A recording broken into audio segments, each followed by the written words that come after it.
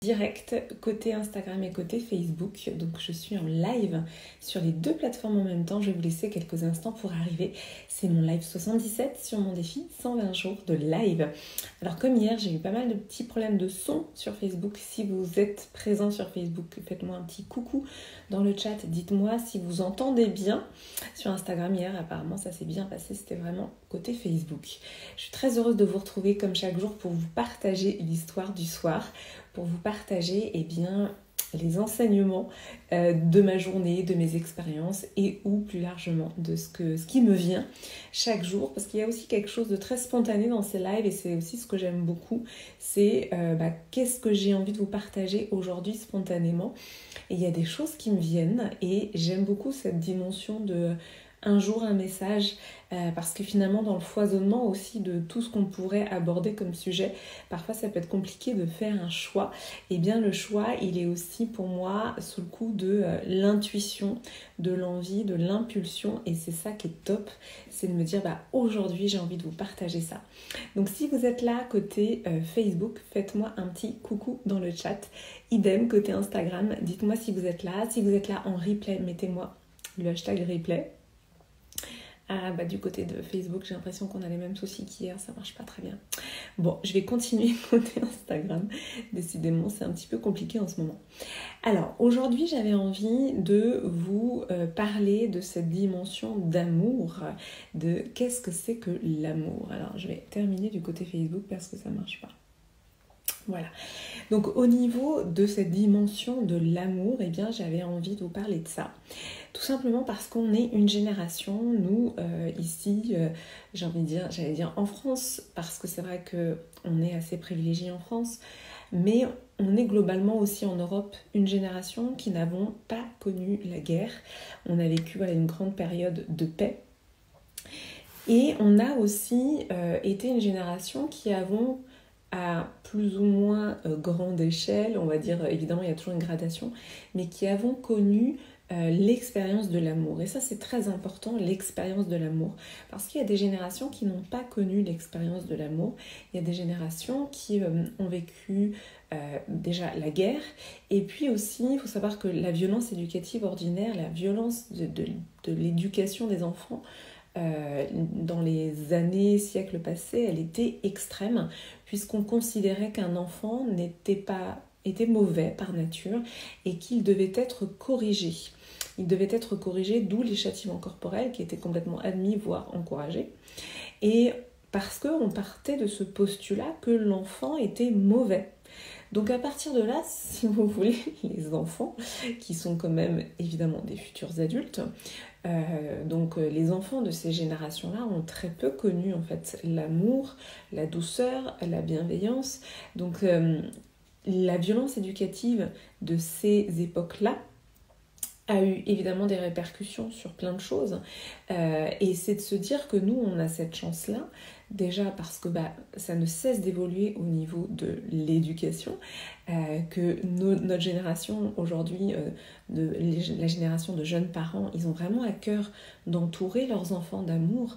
Donc ça veut dire, ça c'est une très bonne nouvelle, ça veut dire qu'on va être très nombreux à avoir fait l'expérience de l'amour, et l'amour véritable, l'amour profond, et que c'est ça qui peut véritablement aussi changer les choses. Et finalement dans vos vies, parce que peut-être que vous qui me regardez, peut-être que vous avez on va dire, vous allez me dire oui mais moi j'ai pas ressenti beaucoup d'amour de la part de mes parents, enfin voilà, c'est des choses qui peuvent arriver. Eh bien moi ce que j'ai envie de vous partager aujourd'hui comme message, c'est de vous dire que finalement il y a forcément un moment dans votre vie où vous avez fait l'expérience de l'amour. Et ça peut peut-être choquer certains, mais pour ceux qui ont vécu beaucoup de violence dans leur vie, l'amour pour un animal, ça peut être cet objet d'amour-là, pour ceux qui n'ont jamais connu l'amour. Moi, je sais que c'est quand mon fils est arrivé que là, je me suis dit, ah ok, c'est ça l'amour. Voilà, j'étais sûre, je savais. Il y avait quelque chose de très fort qui m'a subjuguée et j'ai compris.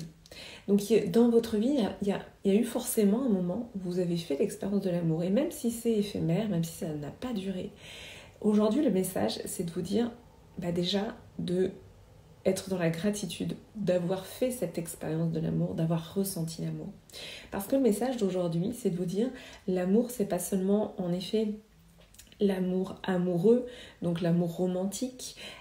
Quand j'ai fait l'expérience de l'amour avec mon fils, l'idée aussi, puis on est beaucoup de mamans à faire cette expérience-là d'amour inconditionnel, l'idée c'est de se dire, on ne va pas rester focusé, concentré sur notre enfant qui est notre objet d'amour, parce que là, potentiellement, on peut aussi étouffer l'enfant d'amour, mais c'est plutôt de se dire, maintenant que j'ai fait l'expérience de l'amour, eh bien, je vais réitérer en fait cette expérience de l'amour dans d'autres domaines.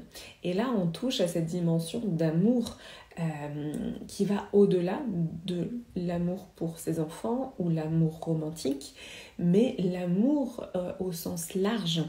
Et moi, je me suis beaucoup intéressée à cette dimension-là qui a été notamment développée par Barbara Fredrickson, qui est une psychologue américaine, qui a démontré qu'en fait, au niveau biochimique, l'amour que l'on ressentait, c'était la même chose, on va dire l'amour que l'on ressent pour son enfant, on a au niveau biochimique toute une cascade de réactions qui vont faire que on va se sentir bien et finalement la réaction biochimique on peut la reproduire dans d'autres situations. Donc Barbara Fredrickson elle parle de ça, elle parle de résonance positive où finalement on peut faire l'expérience de l'amour quand on partage un instant par exemple d'un concert avec d'autres personnes ou même d'un match de foot en ce moment c'est quand même d'actualité, on va être en résonance positive les uns avec les autres et c'est une expérience d'amour. Quand on va partager une conversation inspirante avec quelqu'un, quand on va vivre une émotion, partager des expériences avec d'autres personnes, en fait, c'est un micro-moment d'amour. Et donc aujourd'hui, j'avais vraiment envie de vous ouvrir à cette autre définition de l'amour qui est en fait beaucoup plus large et de se dire qu'on peut vivre l'amour d'une autre manière et pas seulement dans notre microcosme familial, mais bien... de manière bien plus large et se sentir connecté à tout le règne vivant, j'ai envie de dire à toute même l'humanité et au règne animal et au règne, pourquoi pas végétal, enfin voilà, c'est vraiment d'élargir la dimension de l'amour, c'est vraiment ça que j'avais envie de vous partager aujourd'hui et de vous dire qu'en fait l'amour, on vit une époque, vraiment une époque pour moi unique où on peut se connecter à une définition plus large de l'amour. Et le bénéfice, c'est quoi ? Tout simplement, le bénéfice, c'est de se sentir connectés les uns aux autres, c'est de se sentir apaisés. C'est aussi de développer une confiance en la vie, une foi en la vie. Et ça n'a pas de prix. Voilà. C'était un live un peu plus court que d'habitude parce que du coup, je vais refaire mon live sur Facebook puisque ça n'a pas marché au niveau technique. Mais c'est un message très important que j'avais envie de partager aujourd'hui. Donc, si vous regardez ce live en replay, mettez-moi vos commentaires, dites-moi comment ça vous parle, dites-moi comment vous faites l'expérience de l'amour et si vous arrivez, si vous percevez cette dimension élargie de l'amour, ça m'intéresserait beaucoup d'en savoir plus sur votre définition de l'amour et comment ça résonne pour vous. Je vous souhaite une très belle soirée, je vous dis à demain pour le live 78 et je vous embrasse. À bientôt.